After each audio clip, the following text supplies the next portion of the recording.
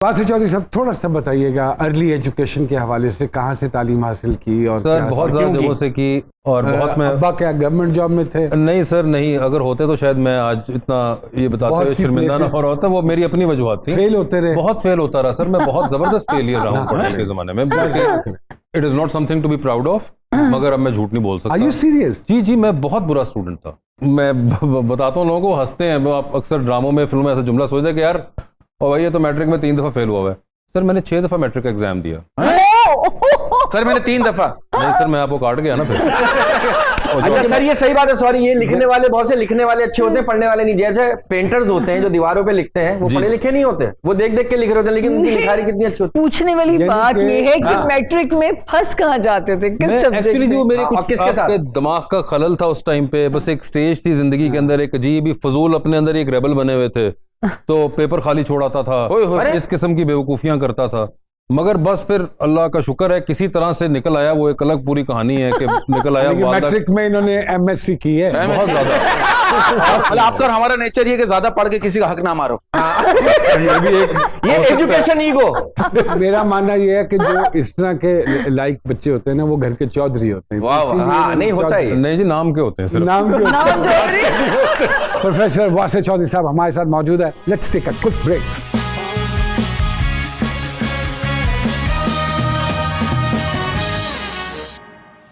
Welcome back to जी सरकार। इस काम में घुसने का क्या कोई खानदान में या एक फैमिली? धक्का था, बिल्कुल एक थिएटर की तरफ धक्का पड़ गया था। मेरे एक कजन ही है हसीब खान, वो भी एक्टिंग करते हैं। वो आपके रिश्तेदार जी हैं? मेरे रिश्तेदार हैं वो। अच्छा। तो वो एक ड्रामे में थिएटर के जा रहे थे, वो मुझे साथ ले गए थे। तो मैं खड़ा हुआ था साइड पे, वो अपनी रिहर्सल कर रहे थे थिएटर में। तो जो डायरेक्टर था थिएटर का, उसका कोई एक कैरेक्टर भाग गया। हाँ।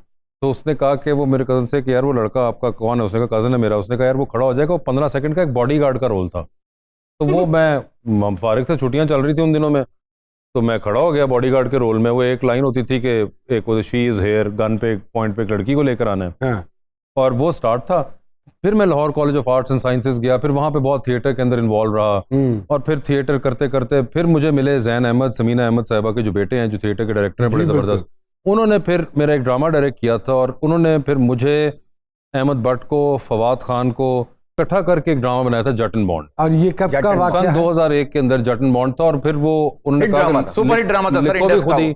तो फिर हमने लिखा भी खुद ही, और फिर हम 3, 4, 5 बिलाल समी वगैरह हम सब दोस्त इकट्ठे हमने उसमें काम शुरू किया। पीटीवी पे आपका एक ड्रामा चलता था, अहमद भट्ट साहब और राइटर आप थे। खोजी। ओ सर वो भी बड़ा था, ओवरकोट पहनते थे खोजी सर बन के।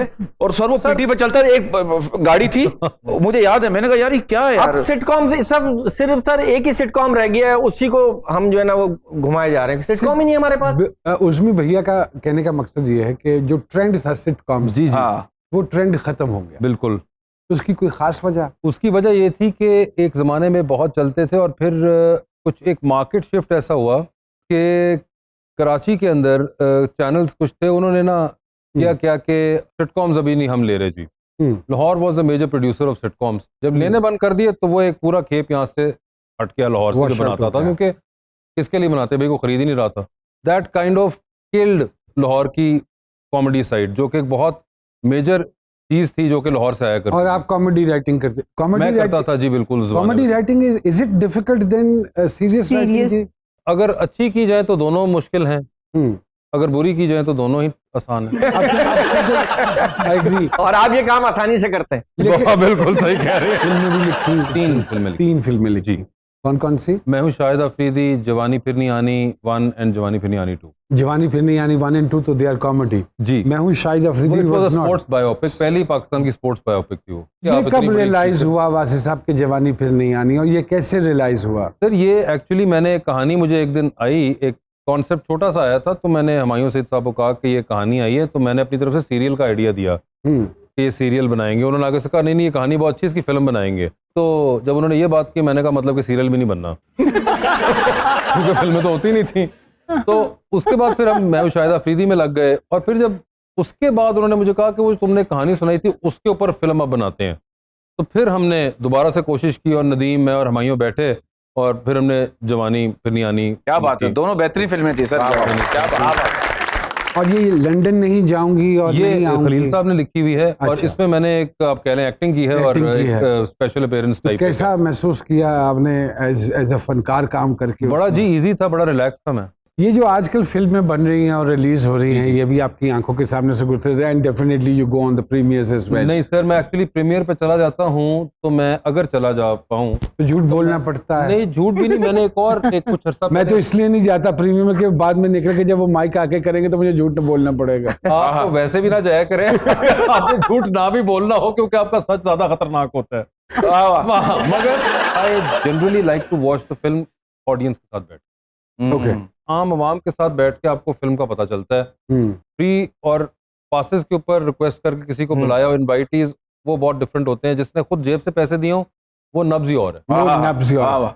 बिल्कुल ठीक बात कह रहे अंदर हैं। से आएगा। मुतमईन हैं जो जैसे स्क्रिप्ट आ रहे हैं और जो फिल्में चल रही हैं उससे आप समझते हैं कि ये this is the real revival of the Pakistani cinema? देखिए रिवाइवल तो किसी ना किसी तरह से तो आप कर ही रहे हैं ना। अगर आप 20 स्क्रीनों से 130 पे पहुंच गए हैं, 30 प्लस पे इन स्पैन ऑफ 6-7 ईयर्स, तो ये बड़ी एक कमेंडेबल बात है।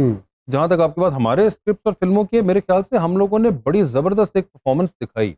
क्योंकि आपको कितनी फिल्में पाकिस्तान की एवरेज होगी, 20-25 फिल्में साल की बन रही होंगी। अगर आप 2020 तक भी ले लें, उसके बाद 21 को निकाल दें, कोविड 20 को भी निकाल दें, तो 19 तक हमारे पास जो एवरेज थी 20-25 अगर मैं लूँ, 6 साल में आपको मंटो भी मिली, मोटरसाइकिल गर्ल भी मिली, मोर भी मिली, परे हट लव भी मिली, जवानी मिली, एक्टर इन लॉ मिली, नामालूम अफराद मिली।